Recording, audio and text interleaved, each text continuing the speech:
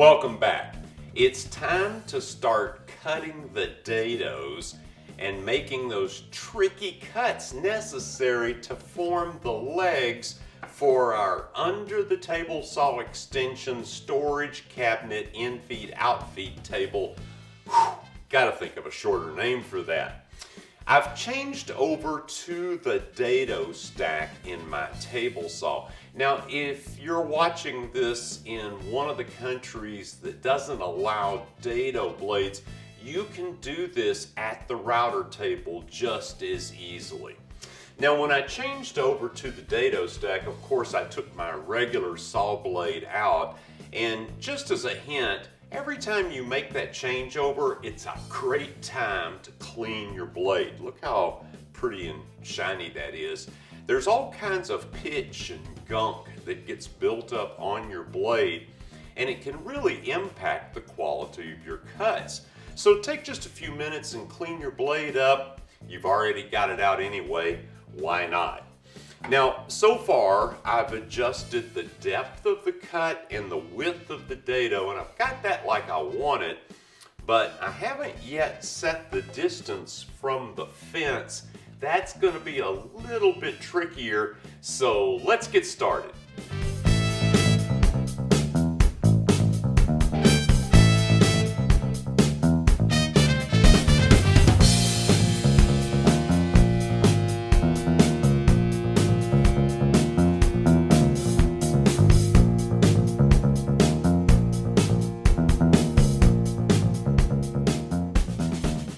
Okay, I've got the depth and the width of the dado all set.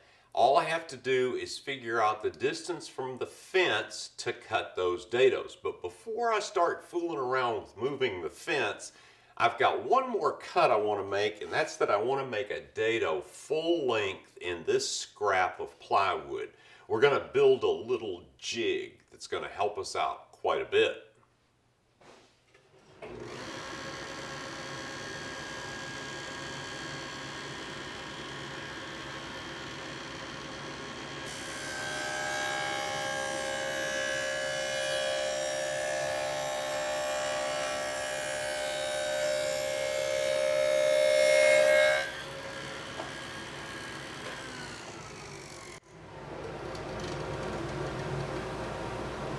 Okay, that looks pretty.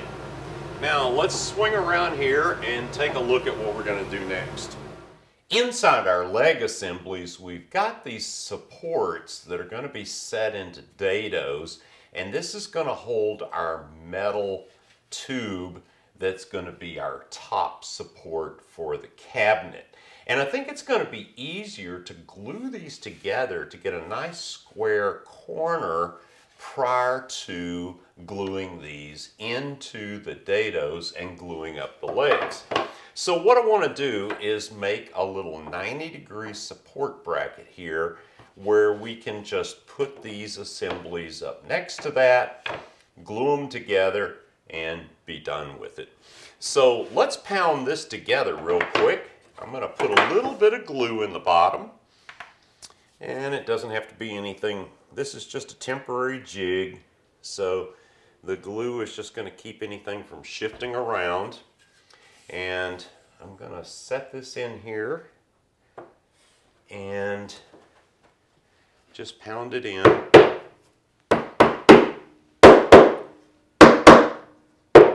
Get it fully seated. I'm going to use my little woodpecker's mini square and make sure that I've got this perfectly square. That looks good. That looks good. Looks good. Let's check it this way. That looks even better. Yep.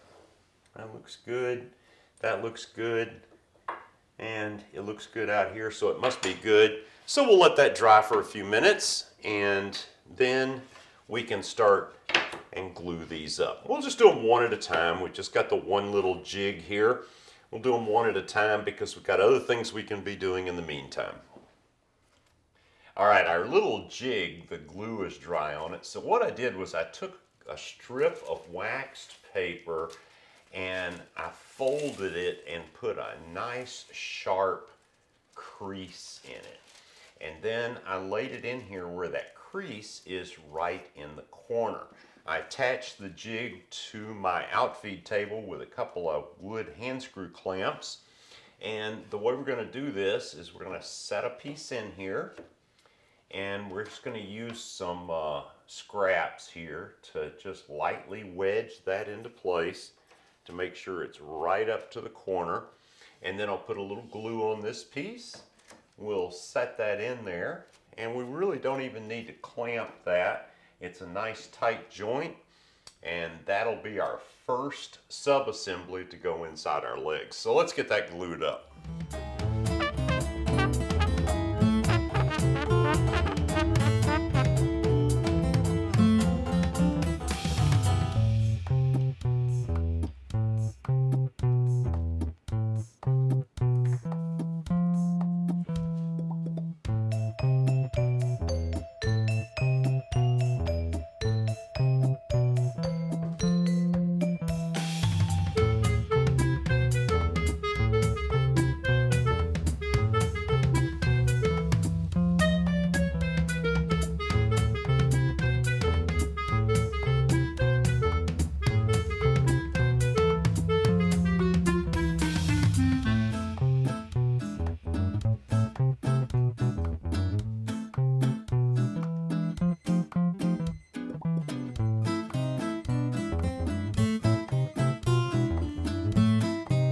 Go.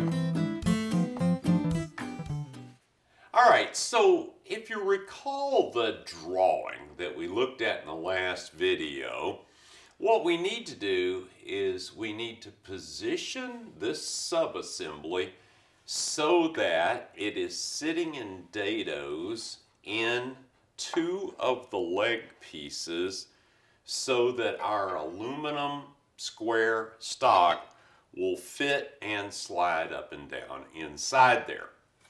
Now, getting the position of this dado in this piece has been driving me crazy. I reached out to Pythagoras, and he was of no help to me whatsoever. And it turns out that it actually is quite a bit simpler than I was trying to make it. I took a scrap of wood and I measured from the edge of the dado stack to the fence and set this so that I've got exactly 3/4 of an inch. Exactly 3/4 of an inch. If you recall our drawing, that's the position that we want. But we have this, and we have to make up this space so that we're getting our 3/4 inch over from this inside corner of this 45.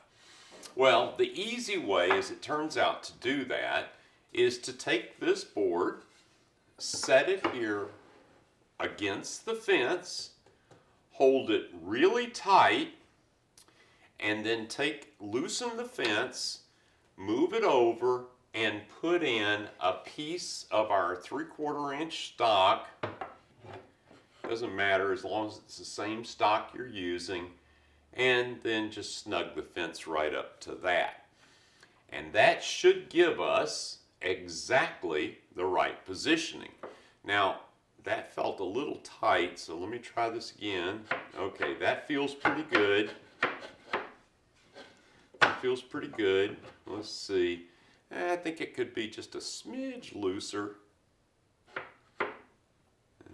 Let's see if we can do this now without it getting too tight. Okay, everything is moving smoothly. So now I believe if we run this through, our dado should be exactly 3/4 inches from the inside edge of our 45. Now I've got my bad piece here. This is the piece with the big void in it. So we'll try this first. Now I meant to mention before in the previous video, and I definitely want to mention it here, when you're using a block or a helper to push this wood through, remember that you've got a 45-degree angle here and a 45-degree angle here, so you don't want to position it so that you accidentally put pressure and lift up on either side. So make sure that your push stick or push pad is directly in the center over the flat part. That'll be much safer. All right, so let's do a test cut and let's see where it comes out.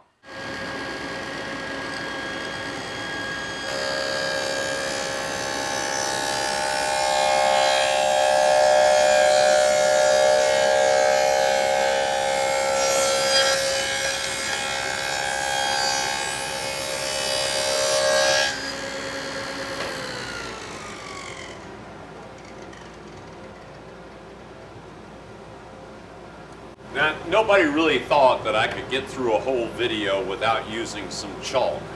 I'm going to mark the edge that was closest to the fence because, as you can see, this dado is a little closer to this side than it is to this side. It has to do with the subtleties of the less than 3/4 inch dimension of our plywood. But that'll be my side that I glue on to attach this. All right, now what we need to see is this exactly 3/4 of an inch?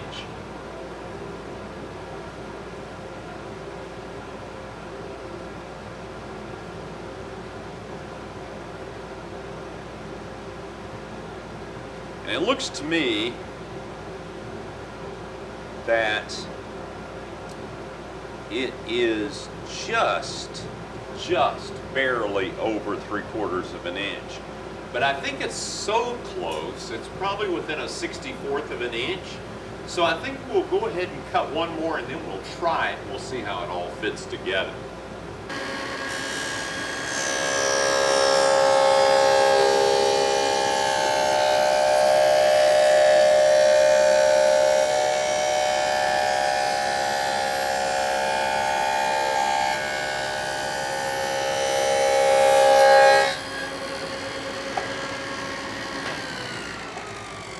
Okay, so let's try to dry fit this together now and we'll see how we did.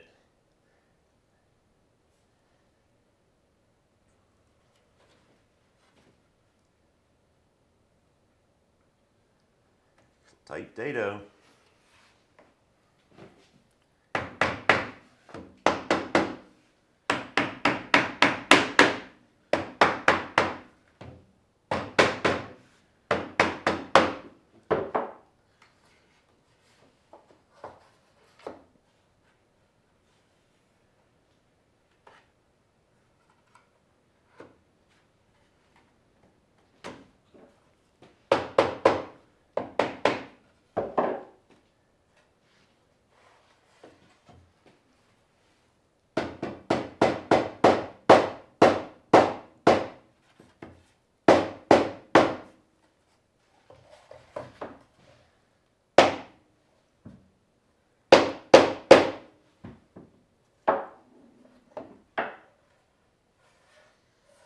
Okay, this is what it looks like.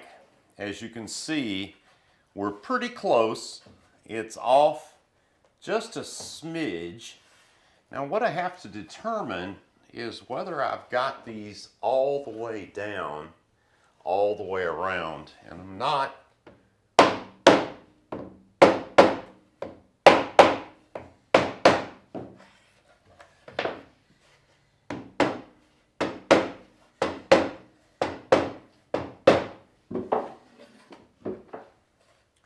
Okay, we still have a tiny little bit of a gap right there. However, it could be, because there's a little bit of flex here, it could be that when I get the other two sides on, that might do it. Let's just play around here for just a second. I need like 4 hands to be able to do this.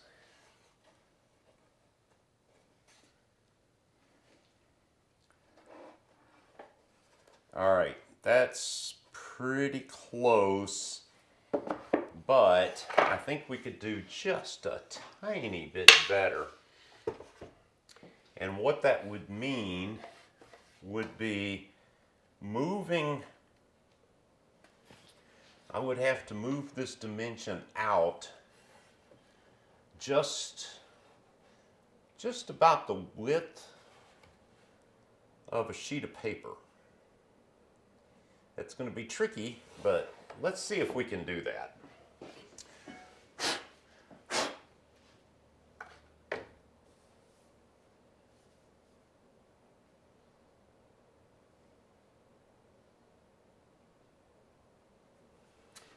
I have an idea.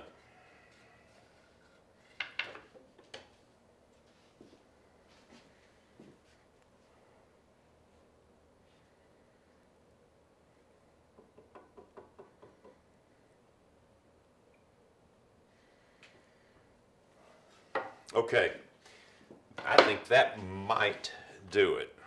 Let's try another one. I just realized there's one other thing we need to check, and that's the fit of our aluminum tube. We want it to be snug, but to slide easily. Okay, that looks real good. All right, and we're going to make it slide even easier with something else we're going to do in a couple of minutes. All right, let's make that tiny little adjustment. Let's cut one more and see how it looks. All right, I've cut a couple of more samples. Now I'm getting into my good stock, but fortunately I still have a few extra pieces. And let's see how we did with that tiny, tiny little change in the fence position.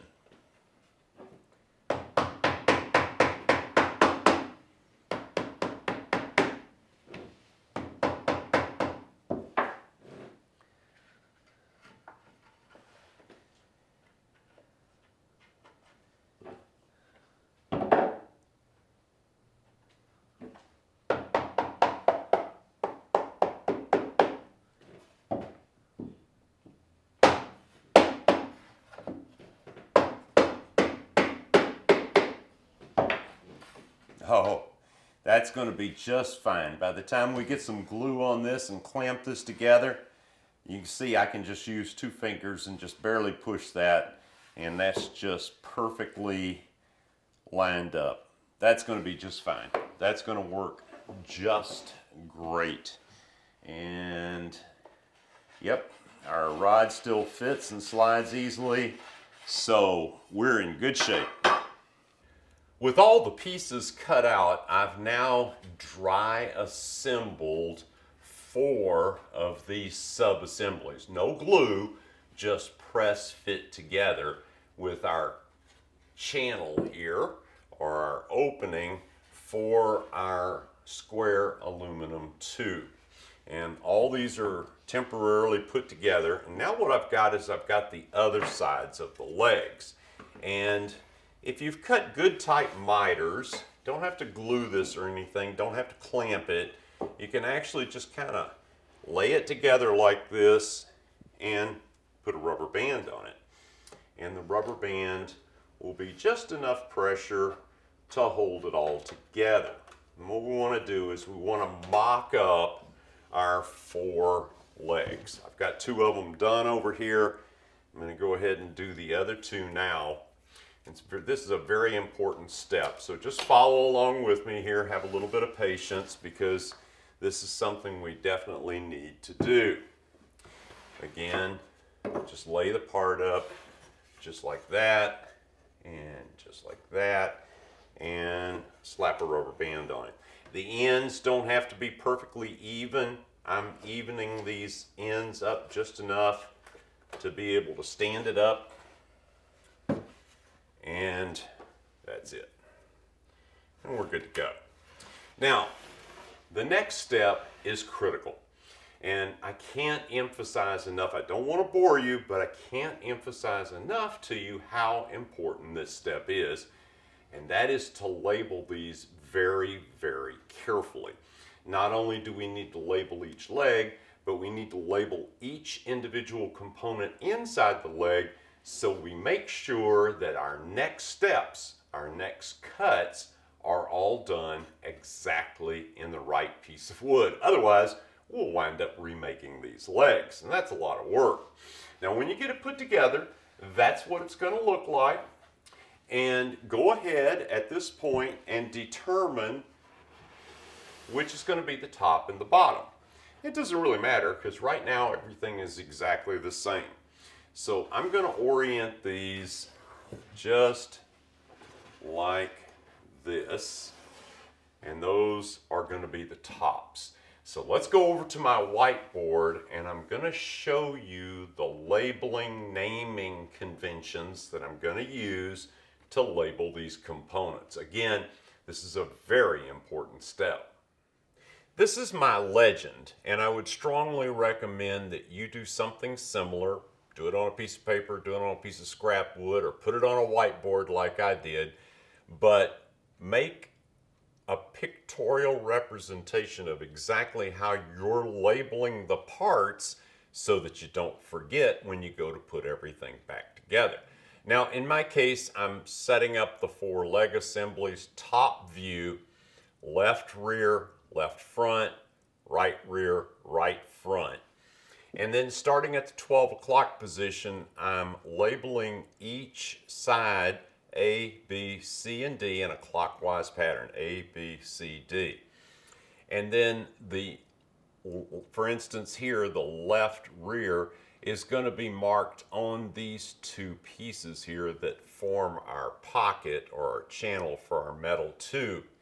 I'm also going to put right rear or right front on each of these boards just to make absolutely certain I don't forget. And because I'm labeling the tops, I know that those will all be in the top position. I don't have to worry about labeling the other ends of all of these individual boards. So just make yourself a little legend like this so you remember how you labeled everything. Then you won't make any mistakes in getting it all put back together the way it was when you mocked up the assemblies. All right, I apologize, there's a little bit of a mess here, but I've got a camera up here because I wanted you to be able to see overhead exactly what this is going to look like. And the way I've got these leg assemblies oriented is this is my left rear, left front, and right front leg assembly. And you'll notice that our pocket for our aluminum channel and the support for the top is in the outside corner on all 4 legs. That's going to give it additional stability and sort of change that center of gravity to our favor a little bit as we move along. And you'll see that even though I'm a great lover of chalk, I've actually used a permanent marker because this is so important. And I've labeled this, in this case, left rear, and I've put a little arrow and a dot here so that I know the exact orientation of these pieces. Done the same thing here, right rear, arrow and a little dot, right front and left front. The other thing that I need to do now is I need to come back in and I need to label these pieces, and we're going to do them all exactly the same. We're going to do A, B, C, and D. And we're going to do this A, B, C, and D. We'll do that on all 4 leg assemblies. And again, because the top is going to be on here, nobody's going to see these permanent marks. And it's very important that these not rub off during the process. However, I'm going to go back to my chalk because the next thing that I want to do is label for the slots for the knobs to raise and lower the top assembly. Now, you could have the knobs on the sides of your finished cabinet, or you could have them back and front on the finished cabinet. The way I have dimensioned this cabinet for my use is I'm pretty tight side to side. So I'm going to put the knobs in the back and in the front.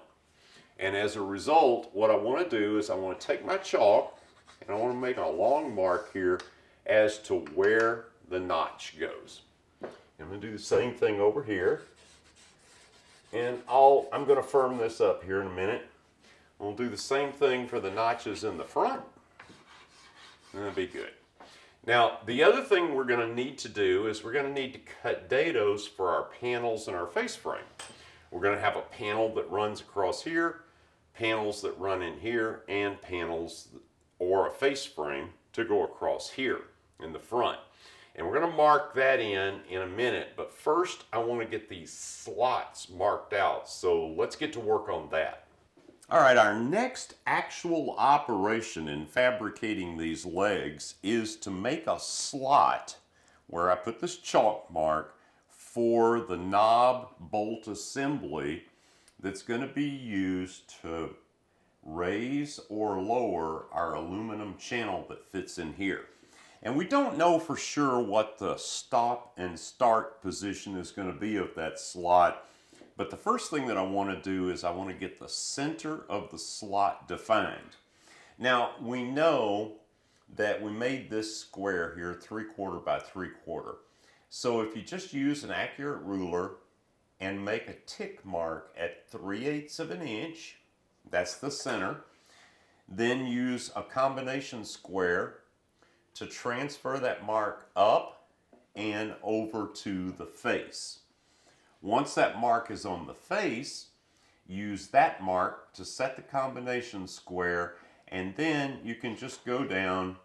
Now these are going to get removed with the slot itself, so we can just make pencil marks here to define the center of the slot.